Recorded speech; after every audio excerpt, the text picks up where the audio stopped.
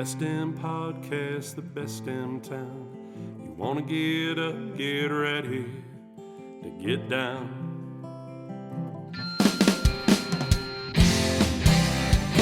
With its big wide sky and the wild river Thames, if you want to go, we can take you there to Great Falls, Montana.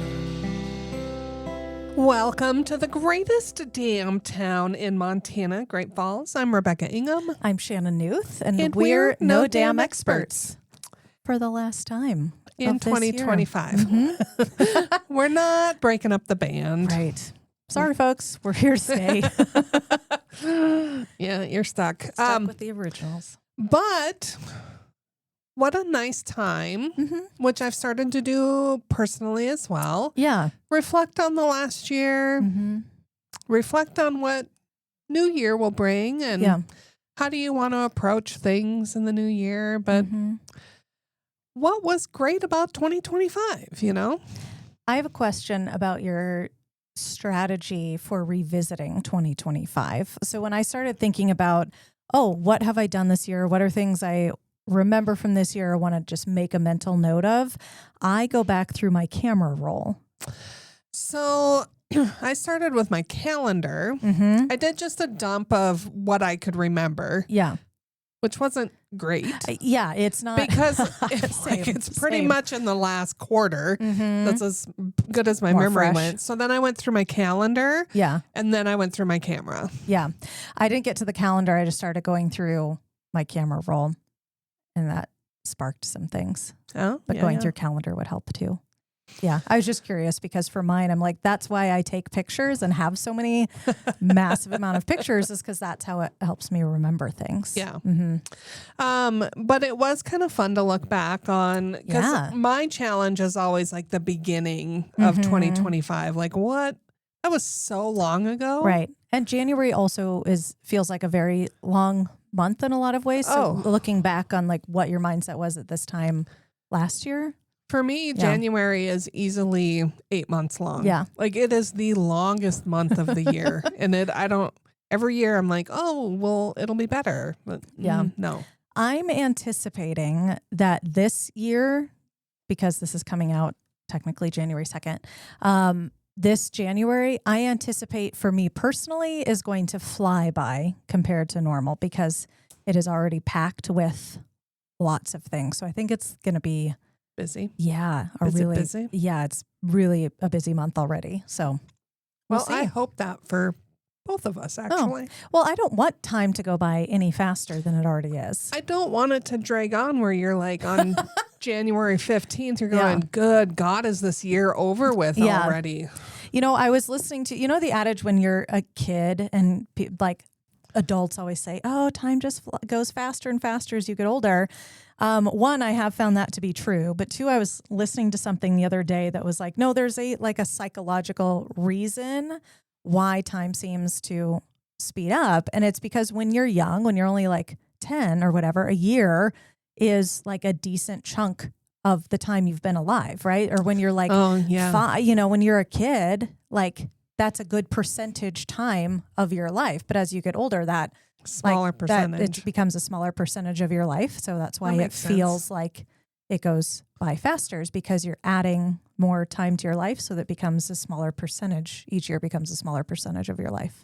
Yeah, because when you're younger, Christmas break feels like 8 months long. Yeah, and the school year seems long. Forever. And I look back, I'm like, my gosh, a semester was what, like 3 months or something? And now trying to be like, I'm going to accomplish all these projects in 3 months is like overwhelming. The other thing I think of looking back on like being a young kid in school is because the pace we went at, I think, God, the teachers, the amount of stuff they got to cram into every day. I don't even know how they do it. No. But it's not something you can really look at in that time period and go, because at first you're like, God, we spent 8 years on this one topic in history. But for them, like the teachers, they're like, how am I going to get all this crammed into a school year? Or a semester. Yeah, you're barely scratching the surface. Oh, I can't even imagine trying to make that happen. Right. So kudos, teachers. Yeah, good job, all of you. Yeah. I look back, I'm like, I don't know how I made that happen. Yeah. Yeah. So are you ready to I'm look ready. back on 2025? Let's do it.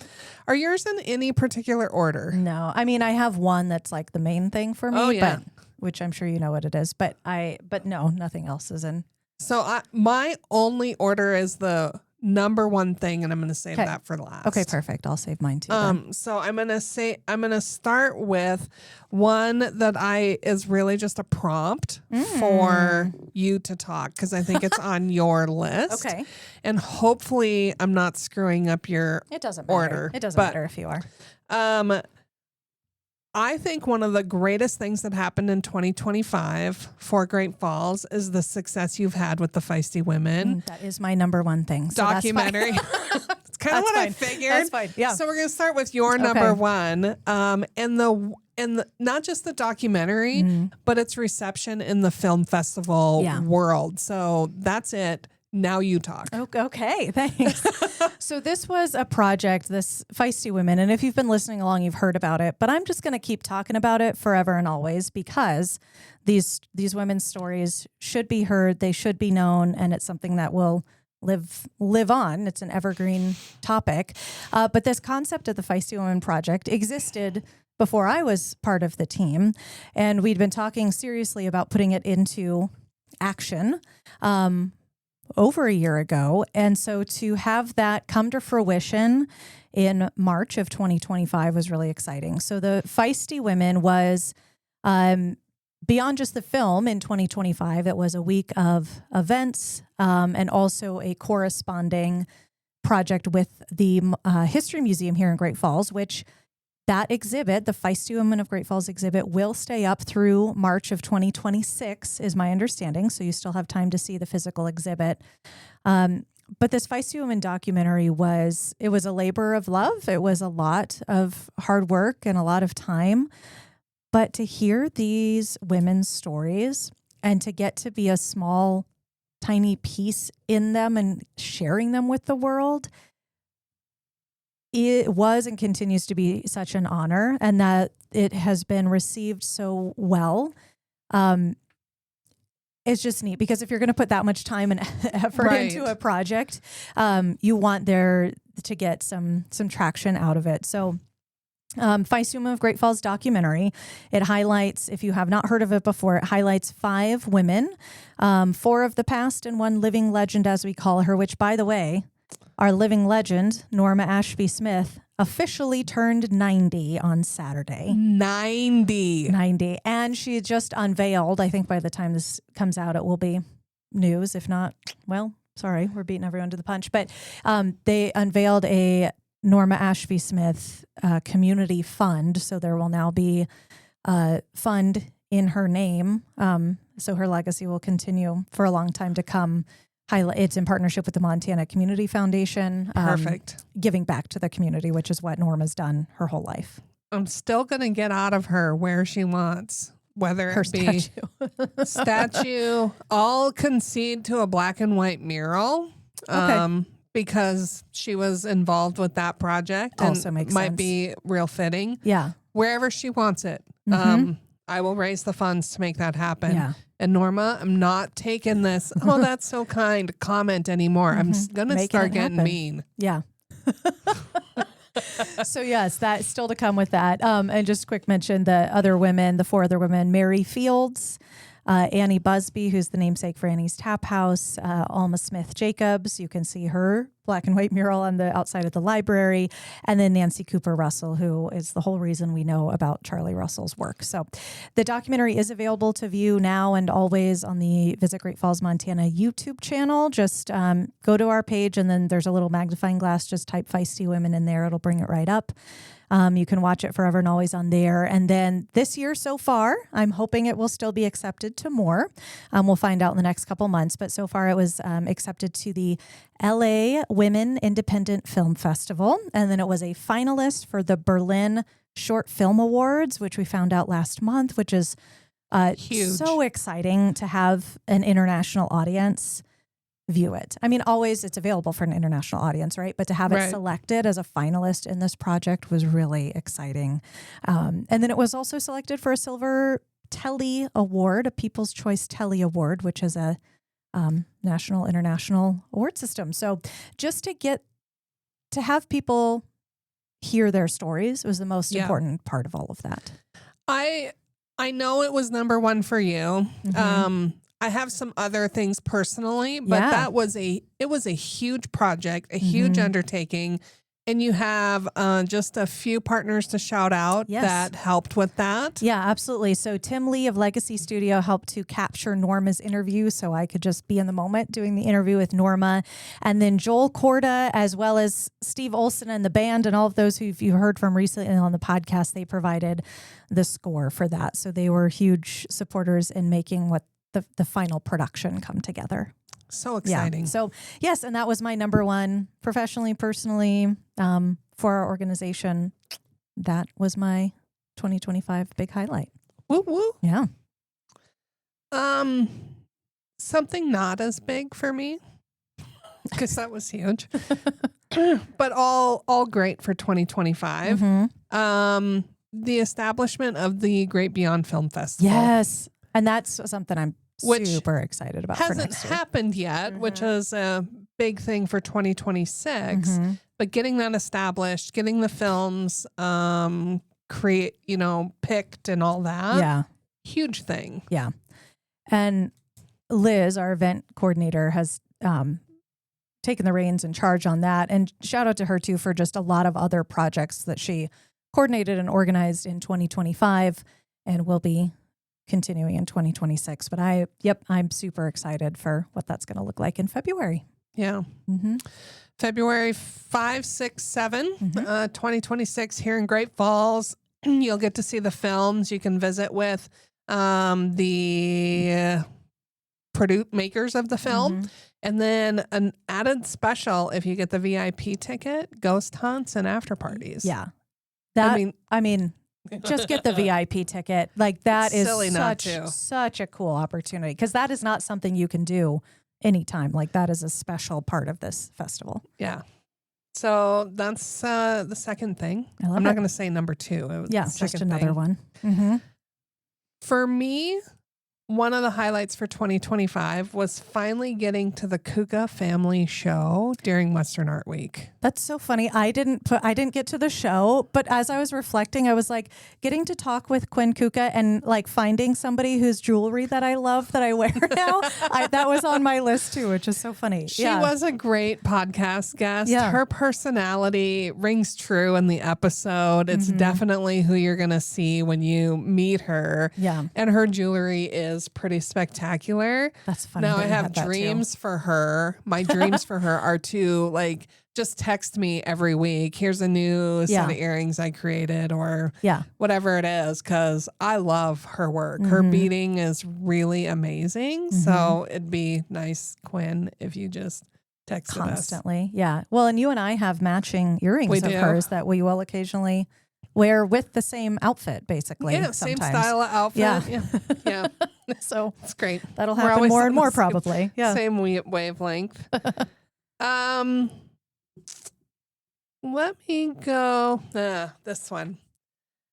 Getting to host the Montana History Foundation Appraisal Fair. Yep. That was a great I one. was stoked about that. I also got to participate in it. Yeah. And now I can talk about it freely. Yes. Because Santa gifted the item to my husband that I took to the appraisal fair. And it was a Hummel figurine that had the person in the figurine itself was holding a Hofbrau Stein. Okay. And it's a toothpick holder, and it's got something written in German on the part of the toothpick holder. They'd never seen it before, never seen anything like it. But Hummel figurines are sought after collectibles. They do believe that it was made in the West Germany plant, which doesn't exist anymore. Not 100% confident on that. But it appraised for $100. Which a toothpick holder. Yeah, right. crazy. Something that you wouldn't probably even think twice about paying 25 cents for. Right. But yeah, just the fact that it's a Hummel figurine. A little bit rare on the fact that they'd never seen anything like it before. But to the Hummel collector, it might be worth $100. So. Wow. But priceless to us that the story behind it has to do with my mom and my husband getting to share Hofbrau beer during Oktoberfest at Celtic Cowboy. Those are good memories to be able to have a momentum to share from that. That's so fun. And that you had the added benefit of a story of the appraisal for it. Yeah. That's cool. And can I just underpin that with the fact that we got to visit with the appraiser before they did the appraisal fair, and his body of work was so impressive. Yeah, that was I mean, I love all of our guests, right? All of our episodes, but that was probably one of my favorite interviews of 2025 for our podcast, was talking with Timothy Gordon. He was amazing. Go back, even though the appraisal fair has happened, like his story is still so fascinating to hear all of his appraisal work and just his perspective on everything. Go back and listen to that episode. Real humble and genuine guy. I am Facebook friends with him now. Oh. No big deal. Wow. Yeah. Also, quick shout out to Hassan Davis. Ooh, Don't where say you go? it Okay. Okay. Don't say it yet. I won't. Okay. I won't. Another fun moment for 2025 for me was a guest that came into the office. We get a lot of great guests, and I'll tell you this time of year, at this time this year, Carol is on vacation, so we're all getting a little bit more of a chance. Not that there's a lot of people coming in. No, it is not our busy time. But when they come in, you're like, oh, I'm so excited. I get to talk to people. We're like, whoa. This one, Carol greeted these guests that were in here from Denmark or Finland. I want to say it's Denmark. And in the conversation came up that she decided, no, I'm going to get Rebecca and bring her out here, which Carol doesn't do that often. So I come out and she goes, I just wanted to share with you that these people have been vacationing in Whitewater, Montana, which is where I went to high school. And I'm like, well, that's pretty specific. And it's definitely not a place where like they've got you a just big find yourself travel guide and here's all the things to do in Whitewater. Because there's one, no hotel. Two, you're really not on your way through there. You're going there or you're not. Yeah. And so what had transpired, the story that came from these guests are they were the first trainees that had ever been into the Phillips County area. They'd worked with Lynn and Eunice Simonson at the Simonson Ranch. They had come back to visit, and they were traveling through the rest of Montana with Lynn and Eunice's car, and they were on their way eventually back to Billings to connect with Lynn and Eunice again and get on the plane and fly home. But to have that connection, and that's just a primary example of how Montana is just one big small town with really long roads. Nowhere else on planet Earth, I'm going to put my stake in the ground on this one, that you're going to end up traveling 250 miles from a ranch in Whitewater to a place where the person working there also knows the same people. Yeah. And you can connect and share that story. So thank you for being in our community. That's amazing. And being able to share that story. And that's just one of the great examples of all the guests that we get to interact with, which are highlights for us all the time in 2025 and beyond. I just had a couple last week that came in right before Christmas from Townsend, Montana, and they were celebrating their 42nd anniversary. And what they do for their anniversary together is they go and take a little trip to do Christmas shopping together. So they came into Great Falls. They love Great Falls. They came here for their 42nd anniversary and to do some Christmas shopping. So they were just looking for the places they should go. And so they were going to go. She loved cooking and things. So they were going to go to Pizzazz, of course. Yes. Yep. So That's so much fun. Like just creating that little tradition for yourselves is really neat. Yeah. So whether you're from across the world or just down the road in Montana, there's all kinds of fun stories. Yeah.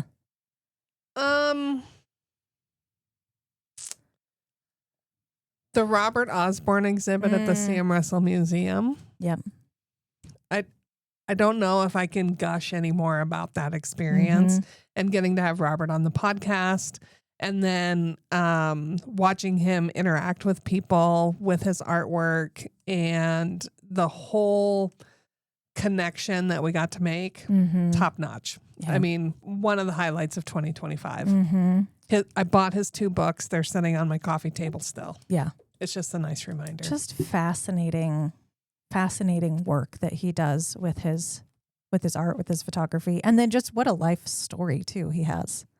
It's just, I mean, who would have thought the BMX connection with artwork at the Sam Russell Museum? Oh, yeah. So amazing. The other one, a little bit more non-traditional, I'd say, for the top list. Okay.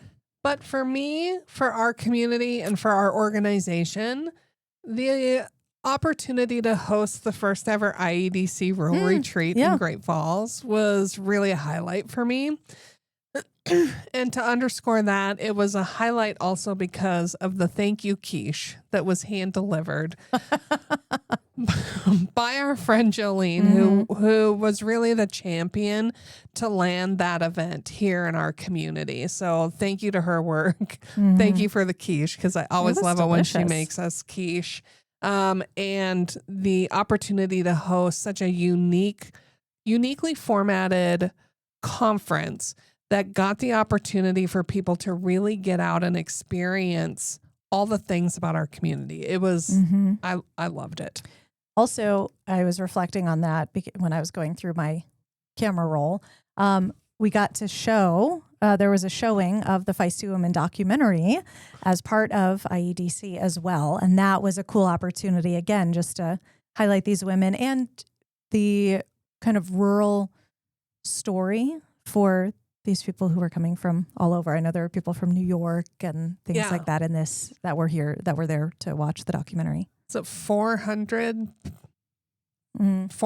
people showed up in Great Falls and participated in the entire conference, which was really designed to take people into these different communities, Great Falls and the surrounding communities, to talk about what economic development looks like for them. And for me in particular, how tourism's a driver of economic development for a lot of our communities. Yeah. So it was so amazing, and just different conversations, different people, different paths of lives, and to be able to showcase our community in that way and get people into them. Oh, so awesome. This one's a little bit weaker, but Pizza Ranch opened. And I know you're like, oh, pizza ranches are in a lot of communities, but this is the biggest pizza ranch, square footage pizza ranch in the world. It's here in Great Falls. So isn't the arcade the biggest too? Yes. Yeah. So it is one of those iconic things. I've not been yet, but neither have I. The fact is that pretty honored that exists in our community. So the biggest and the best. Hey. Who would have guessed? Great Falls. I have not been to ours yet. I know Liz and her family have been, I don't know how many times. They've been twice just since Christmas. So I don't know how many times total already. One of the things Carol told me is, just so you know, Tuesday is a kids special night at Pizza Hut or Pizza Ranch. Yeah. So she said, if you want to plan your next trip, just know that Tuesdays are full of children. So whether that should be part of your experience or not, plan around it or in conjunction with it. That's your good choice. Thank you, Carol, for that note. Absolutely. Yes. The other highlight, I've got 2 more on my list. Yeah. The View from Here, which was the neon exhibit at the Paris Gibson Square Museum of Art. It was barely in this year. It had started in 24, but ended in 25. But the neat thing about that is the artist did come and do a talk. I went to it, and the entire exhibit surrounded kind of his life and his story, which stemmed from being a child during World War II in Germany, which was really an interesting perspective on some of the art he created with the neon. So really phenomenal exhibit, and I would love to talk more about it, but you missed it. There's a great book. There's a book about it at the Paris Gibson Square Museum of Art gift shop, so you can relive it, but nothing beats seeing it live. I did love that exhibit. It was really cool. It was really neat, and just the use of neon and listening to him talk about how he used it and did it and who he works with was pretty interesting. I really liked it. And then my number one, if you couldn't already guess, number one was getting to meet Hassan Davis and hearing his story and having him on the podcast talking about his life, but also his work as a reenactor of York as part of the Lewis and Clark expedition. And I just love when you get to bring history to life in the way that he does, and in a way that adds more value to the history than you would not normally get. Absolutely. His story was phenomenal. The shout out he gave us on LinkedIn was humbling. But he was absolutely a cornerstone to my 2025. There's not a lot of people that make me cry. There's not a lot of times in my life where I get really emotional. Did both of those things with York. Yeah. With Hassan. Yeah. He was incredible. His story is so powerful, and how he brings, like you said, that history to life in a really tangible and relatable way to this human who we should know more about, who is part of the expedition. So shout out to Carol Bronson for making that happen. She is a force to be reckoned with, and I love that she is part of our community. You cried with a guest, didn't you? Was it the ones you were talking about? No. Okay. I was trying to remember when that happened because, it was a really profound moment where we were talking about a piece of artwork from Western Art Week. One of my favorite artists who sent me a Christmas card this year is absolutely gorgeous. That's great. Whitney Weedo does amazing work, and she had I think it had to have been 24. Okay. The Western Art Week 24, and she created this piece. It was a flag with snow coming down around it, the American flag, but it was in connection with the truce during World War II, I'm going to go with. And I was talking to these people from Canada about it, who then were portraying this story about this play that they went to in Drumheller about all the letters written home during that time. And for us to have a connection to like just this one random item. Yeah. And it was really a moving moment. I couldn't even tell you why today. Yeah. But it was a phenomenal experience. That was 2024. Okay. I just remember because you brought that up, and I was wondering if it was the Whitewater connected people. Nope. Yeah. Kept it together there. Usually do. That's a great list. And I love that it also involved podcast guests as part of your top moments. Yeah. I mean, when you get to do 52 episodes on the podcast, we get to meet some amazing people. And I really appreciate when people in our community kind of bring things to our attention that we maybe wouldn't have thought of otherwise. So keep it up, Great Falls. And that is something I really enjoy about our podcast is that, I mean, we're talking about experience in the Great Falls, people in Great Falls, things to do in Great Falls. We're a tourism podcast, right? But I feel like we dive so much deeper than that. And some of the conversations that we get into, like with Hassan, for example, or Robert Osborne, go just so much further than I think what you would think you'd get from a tourism podcast. And I love that about our conversation. I would agree, but I think one of the things that's really unique about that and why it's important for us to be able to do that is it connects you to the experience you're going to have so much deeper than just showing up in an exhibit or just showing up and looking at the wallpaper inside Charlie's house. Like when you get to know the people behind that and the emotional connection that they have to the projects or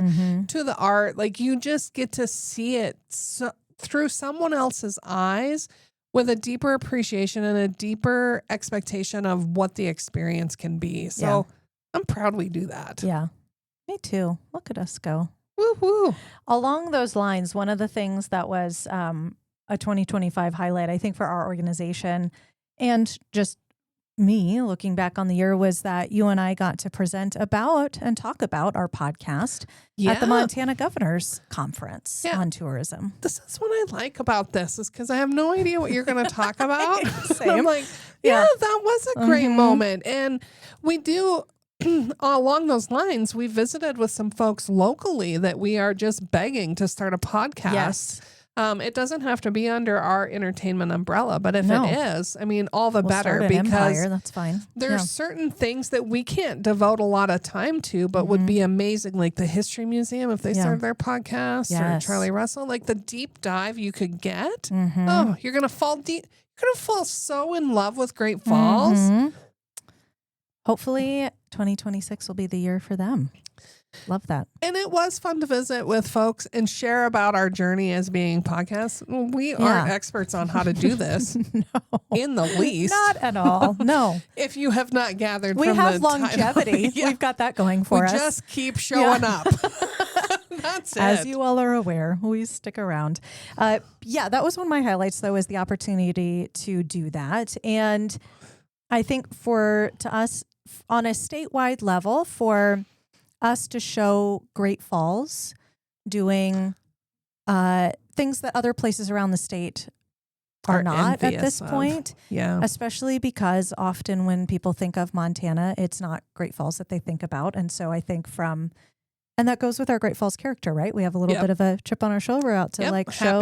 Happy to have it. So we were excited for that. But it's also, I think, a testament to our community that we can be this deep into what we're doing and still be creating content that is unique to our community, that's new, that shares information that you get to learn more, that you're like, holy crap. Right. They did it again. Who would have known? They're still showing up.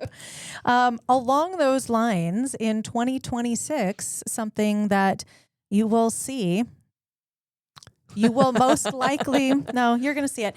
In 2026, in development of our podcast is adding a visual component to our podcast. So if you already listen to us on YouTube, first off, thank you. All of our episodes are available on the Visit Great Falls, Montana YouTube channel. But now you will be able to, see our lovely faces as we talk. But it'll also help it when we're demonstrating or talking with our hands or looking at pictures, or I get to show you the Christmas card I created.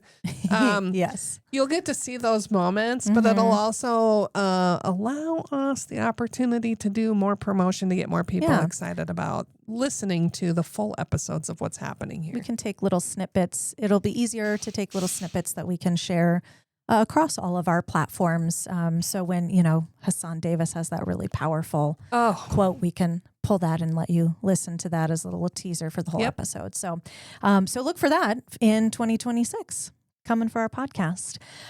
Shifting off of the podcast, one of the other highlights for me, again, for our organization and for our community in 2025 was Pedro Martinez Day and the Pedro Martinez documentary production that in part happened here in Great Falls. That was really special to do that. So part of what we do at tourism, part of my role at tourism, is we help documentary crews, film crews, TV crews, you name it, who want to create something visually here in Great Falls. We help as little or as much as they want to make their time here smooth, to understand Great Falls, to connect them with people and places.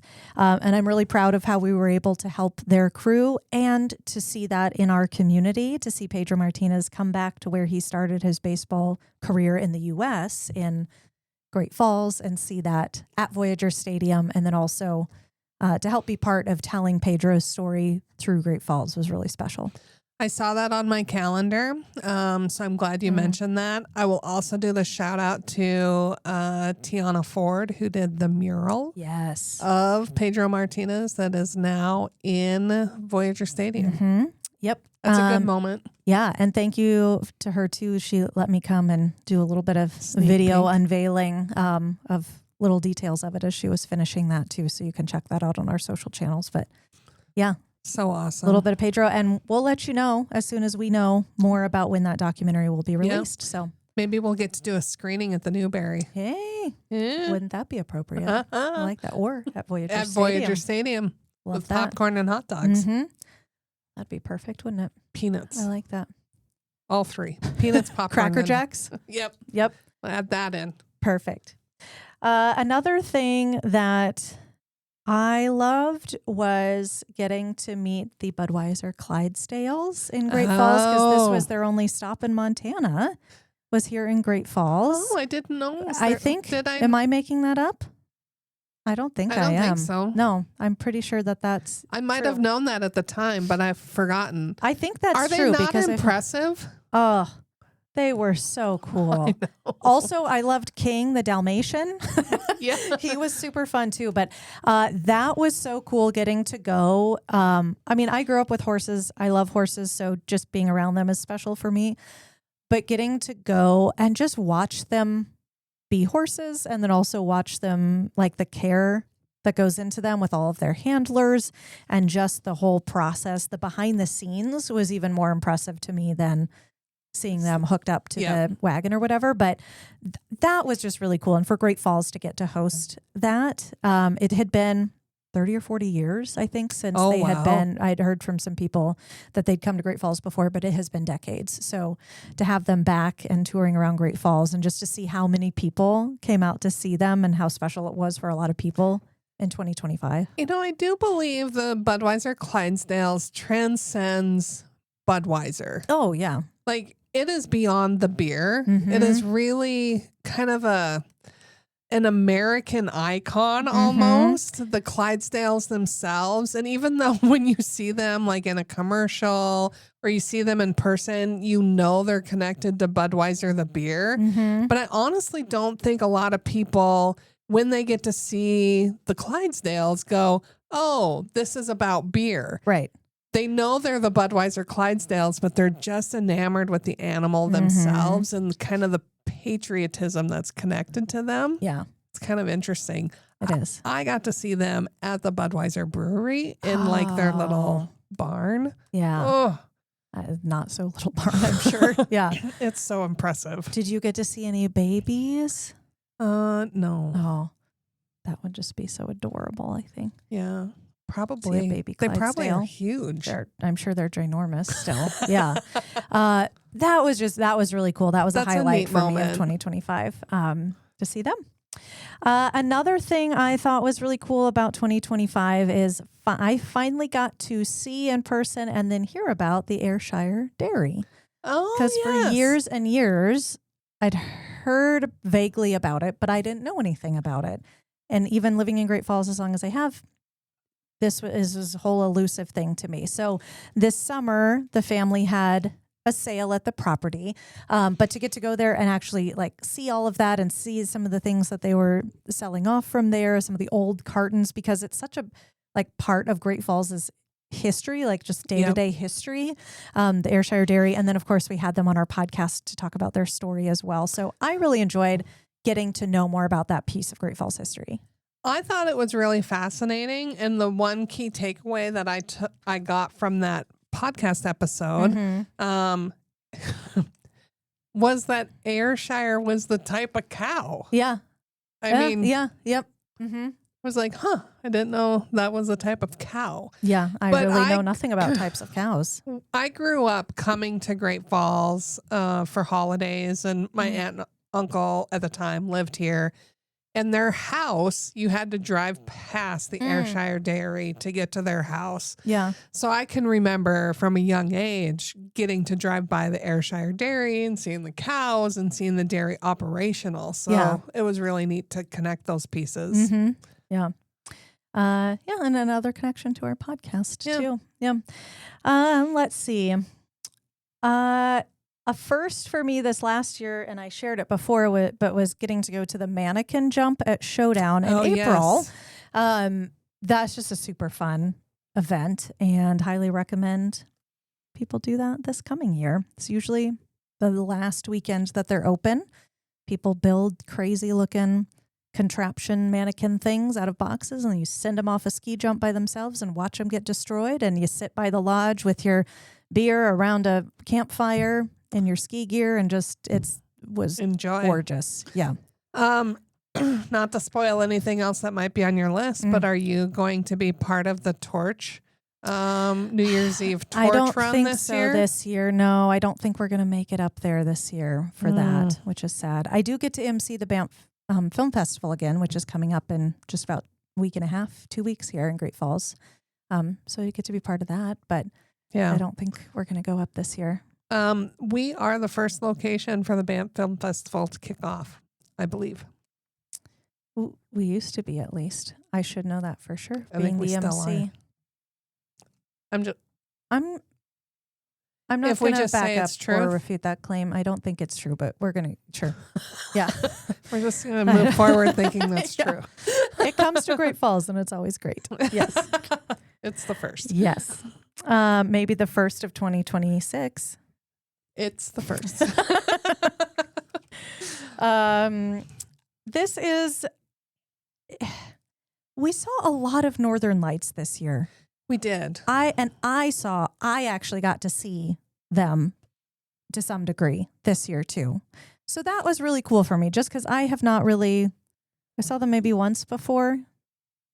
Maybe I'm thinking of 2024 as well, but just this year alone, we had multiple occurrences in town of getting to see them. And they were bigger displays, not faint displays. Right. So I think that was, like, thinking back, I'm like, I feel like we had a lot of Northern Lights viewing opportunities.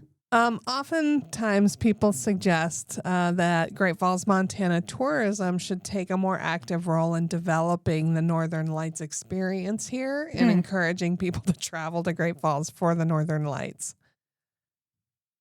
If you can guarantee me consistency and specific days and times when they will occur, I'd be happy to promote them. Otherwise, you come up with a plan for how we promote that. You let us know. If you happen to be here when they happen, good for you. It's just one of those gems. Like, it is. Yeah. I will say this. They are amazing here. But there are other places in the world where they are a little bit more consistent and vibrant. Correct. Where we can't necessarily put our flag in the ground as that. But if you're here when they happen, phenomenal. Fantastic. Yep. Let's see. I think I'll wrap up with this one. And this becomes a tease then for 2026. This year, so as part of what we do here at Visit Great Falls, I mean, we alluded to it with Feisty Women and other things. We're storytellers, right, of our community. That's what we do. Yes, we are. This is a lot of what we do on our podcast. And then we also do it through Great Stories of Great Falls on our YouTube channel, which Feisty Women was just a really beefed up version of that. But this last year, I got to go with Northwestern Energy. I actually got to go on top of Ryan Dam. Now, I say this knowing this is not something that anyone can experience, right? But this, for me, professionally... I've never been able to go on top of Ryan Dam. So professionally, because we're storytellers, and this is where the hint is that you'll get to see that story here in early 2026. But got to go put the hard hat on, all of that jazz, go inside the powerhouse at Ryan Dam, and then up on top of Ryan Dam. And I've shared a few photos of that on our social channels. But that was a really cool experience, just to get a different perspective, both of the falls and Ryan Island, and then also of kind of the scale of the dam and the power that goes into it. So that was a cool experience for me. And again, we'll be sharing more of just kind of a behind the scenes of Northwestern Energy and the dams and how they work here in Great Falls. So look for that again on our YouTube channel here in early 2026. Yeah, some good hints as to what's to come in 2026. Yeah. I'll just show that my honorable mention. It's a partnership we've had for going on 3 years now with our friends at ABC Fox Montana. Every Saturday, and I love getting to do this, and we've gotten, if you live in Montana, you have an opportunity to see this. So we do a segment called Great Things in Great Falls with our friends at ABC Fox. It airs every holiday season, and the Bobcats going to the national championship have rearranged the schedule a little bit, but typically every Saturday morning, 8:15, 8:30 on ABC Fox. If you live in Montana, you can turn your TV on, and there's a whole segment where we chat about everything going on in Great Falls, things you can do here about our community, maybe little nuggets you didn't know about Great Falls. And that has been really fun because I've heard from people who live in other parts of the state that they love watching the segment, that they see it, and maybe they used to live in Great Falls or they've been here, and there's a sense of nostalgia for some of them. It brings back good memories, or like, oh, hey, I forgot that's there. I need to go see that. So that's an honorable mention for me for 2025, is that's been a really fun, rewarding partnership to have to help, again, tell the story of our community across the state. And I think what's really special about that as a bigger highlight is the people who come into our office and be like, where was it that Shannon was standing? Or like, they want to see these spots that are the backdrop of that segment where you randomly might be somewhere in town. They're like, where was Shannon at? I'm like, I don't know.